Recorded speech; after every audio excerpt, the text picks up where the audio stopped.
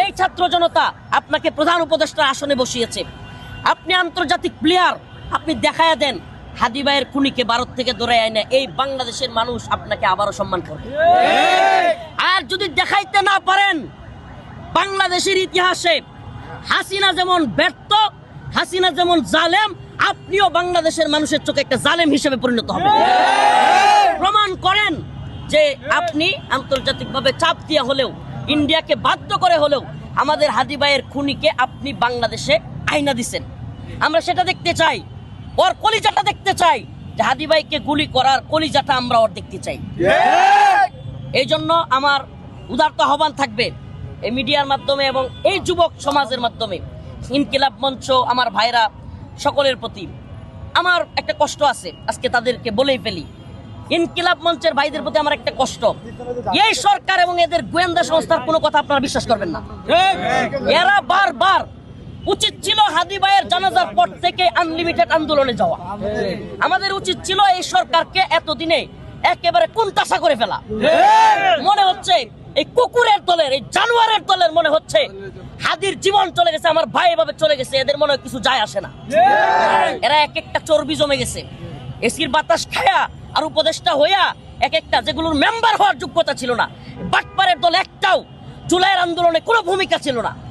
জুলাইয়ের আন্দোলনে ভূমিকা নাই, হাসিনার রুশাননে পড়ে নাই।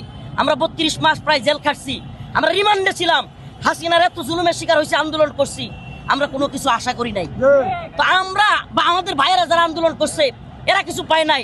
এখন এরা উপদেষ্টা হয়ে গেছে, এক একটা মন্ত্রী হয়ে গেছে, এদের এক একটার হাজার হাজার কোটি টাকা হয়ে গেছে, চর্বি জমে গেছে। এরা মনে করছে আমাদের আর কি হবে, আমাদের তো সেনাবাহিনী, পুলিশ, র্যাব দিয়ে আমরা আবৃত আছি। তা আমি এদেরকে বলি, এই আবৃত থাকবেন না। বাংলার জনগণকে যদি আমরা বুঝাইতে পারি, এই যুব সমাজকে যদি একবার বুঝাইতে পারি, আপনাদের কোনো অস্তিত্ব থাকবে না বাংলাদেশে।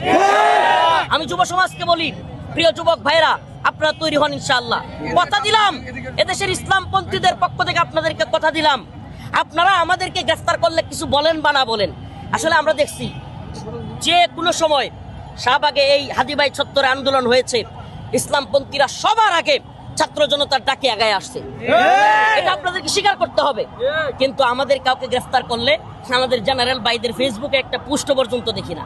আমাদের যায় আসে না। ভাই বললেন না আমরা উম্মাকে ভালোবাসি, আপনাদের বলার দরকার নাই, আমরা এই জাতিকে ভালোবাসি। তো আপনারা না ডাকলেও আমরা আসবো, আপনারা না ডাকলেও আমরা আপনাদের পক্ষে বলবো, ঠিক আছে? আজকে আল্লাহ না করুক ইনকিলাব মঞ্চের নতুন দায়িত্বশীল, আল্লাহ না করুক তাদের সাথে কিছু হোক, আমরা তাদের পক্ষেও কথা বলবো।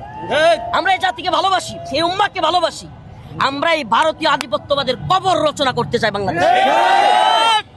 আওয়ামী লীগ তো গেছে, বিএনপি হোক, জামাত হোক, এনসিপি হোক, চরমুনাই হোক, বা যে কোনো দল হোক, আল্লাহ না করুক ভারতীয় কোনো যদি ভারতীয় দালালির চিন্তা কারো মাথায় আসে, আমরা বাংলাদেশে তাদেরকেও জবাব দিব। ভারতীয় গোলামি বাংলাদেশে চলতে পারে না। বাংলাদেশের যুবকদেরকে একটা কথা বুঝতে হবে, এই দেশে হাদিদেরকে হাসিনা মারে নাই, আওয়ামী লীগ মারে নাই, মারছে ভারত। অতএব আমাদেরকে বাংলাদেশে ভারতীয় আধিপত্যবাদের খবর রচনা করতে হবে। আপনাদের প্রতি শেষ পয়গাম, বিভাগীয় সমাবেশ থেকে যদি স্বতঃস্ফূর্ত আন্দোলন দেওয়া হয়, এমনকি হরতাল, অবরোধ কিংবা যমুনা ঘেরাও কর্মসূচি দেওয়া হয়, আমি কথা দিলাম ইনশাল্লাহ আমরা সামনের সারিতে থাকবো। এতে যদি আল্লাহ না করুক আবারও আমাদের জুলুমের শিকার হইতে হয়, আমি এখনই দেশকে অস্থিতিশীল করার পক্ষে না। আবারও বলছি, যমুনা ঘেরাও কর্মসূচি কিংবা দেশ একটা হাঙ্গামার দিকে যাক, নির্বাচন না হোক, এটা আমরা চাই না। কিন্তু হাদি ভাইয়ের বিচার নিয়ে তালবাহানা করা হলে আমরা যে কোনো কিছু করতে বাধ্য হব, এবং এর দায়ভার সরকারকে নিতে হবে। এর দায়ভার আমরাও নিব।